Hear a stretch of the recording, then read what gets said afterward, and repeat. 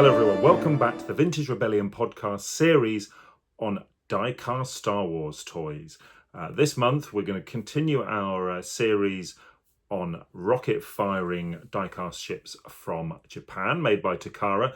And this month we're going to be talking about the X-Wing fighter, the missile-firing X-Wing fighter. A little bit different from the R2-D2, C-3PO and Darth Vader we've seen so far. Now first off, you'll notice the box is a lot larger than the toys we've seen so far. Very similar style. Got our kind of zigzaggy racetracks around the Star Wars logo. Pictures of the product on the front and instructions on how to assemble and use the toy on the back. We also have the adverts for the other rocket firing toys in the line, and as you'll see at the bottom we also have the Zetka die-cast R2-D2, which is a series we haven't featured yet, but we will do one day. So there we are, there's the box. Now similar to the other toys, it comes in a polystyrene inner box. Should come with a flyer advertising the other toys, but no lid on this one. You can see there, looks like a nice, nicely laid out in the box. Very excellent presentation style. So what do we have? First up we have the stand. Comes in two pieces. Whoop. And we've dropped it there. Then the X-Wing itself.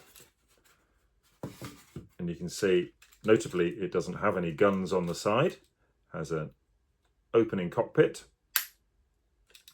A button at the back, or a lever at the back that you pull to open and close the wings.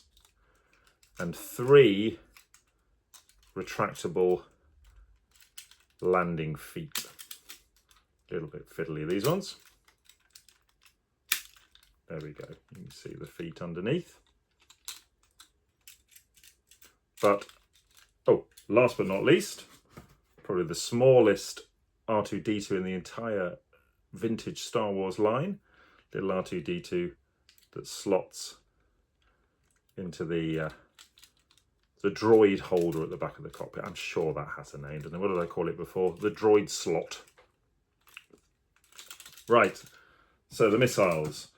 Now the lower housings for these missiles, the missiles just slot in. They're kind of holders for your spares. There we go, you've got the two lower ones in. And the upper ones click into place because they're fired out with a little button.